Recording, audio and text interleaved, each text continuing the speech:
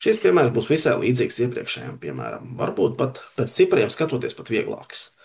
Mēs sāksim ar indukcijas bāzi un aplūkosim, ka tiešām notiek dalīšana pie n ir 1, piemēram.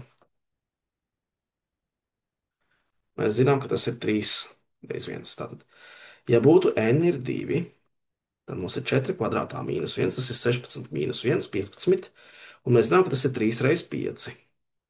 Tātad dalās ar 3. Es varbūt pat varu paņemt n ir 3, bet atceramies, ka n ir 1 ir vienīgais obligātais. 4 trešajā mīnus 1, tātad 64 mīnus 1, tas ir 63. Un arī dalās ar 3, tas ir 3 reiz 21. Tātad dalās ar 3.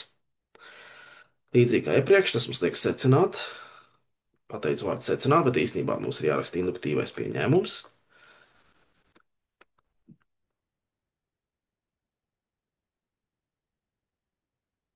Ka eksistē kaut kāds gadījums ka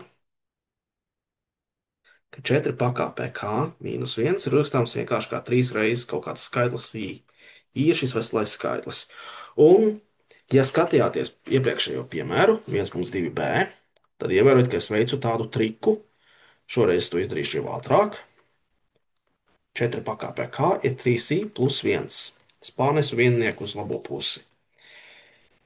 Kāpēc es tā daru? Jo induktīvajā pārējā tieši tā es to aizstāšu.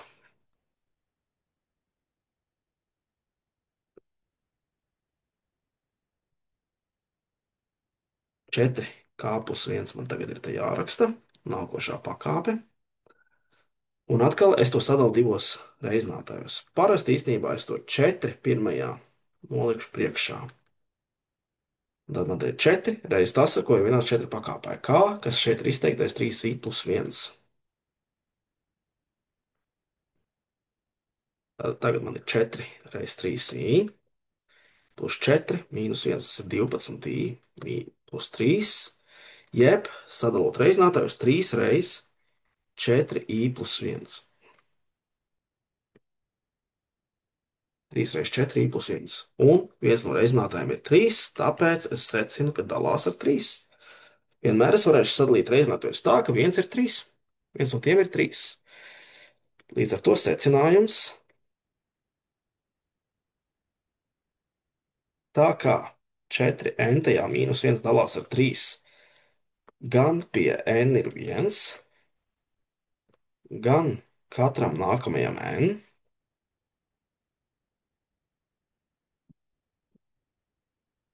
tad 4n mīnus 1 dalās ar 3 visiem naturālajiem n. Lūk tā, pierādīts piemērs.